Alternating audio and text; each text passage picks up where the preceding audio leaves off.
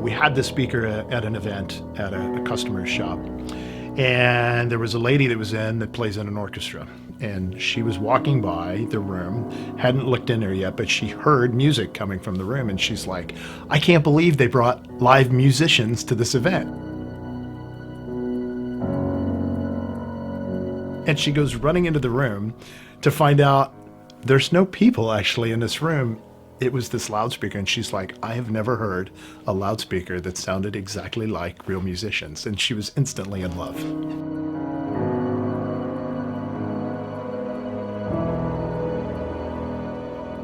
Revel is very well known and revered for our flagship loudspeaker, the Salon 2. It's been around for about a decade.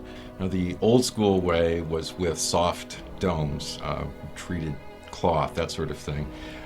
Not entirely reproducible, and few of them could really make it all the way to the top of our hearing range. The magic in that speaker really came from the beryllium tweeter that was developed from that. Beryllium is a very expensive material to use for a loudspeaker, but it offers a lot of performance characteristics that can't be met with any other materials. Beryllium is virtually the perfect material because it has very low mass, so it's sensitive, and it has very high stiffness and damping, so it has the widest bandwidth of any material. But it also has an improved motor structure, so it plays louder with less distortion.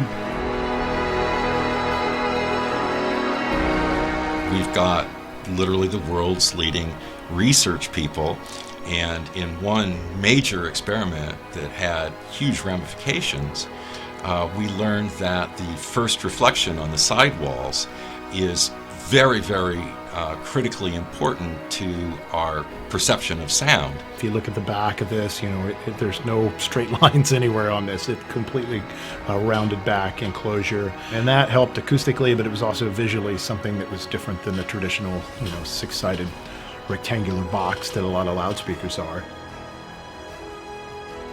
Our ultimate objective with our loudspeakers is really to get out of the way, whether it's music or whether it's a soundtrack or whether it's a movie, to let that emotion be best experienced by the listener and viewer.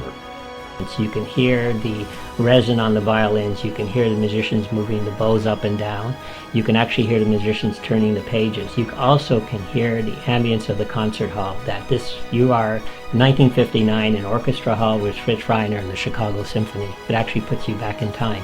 What our acoustic engineers have accomplished with this is a real testament to what Harman Luxury Audio is. I participated in the test, and I actually chose this one so I could hear a difference in the sound quality, and so could the rest of the listeners, and that was basically a way to validate that we've achieved what we set out to do.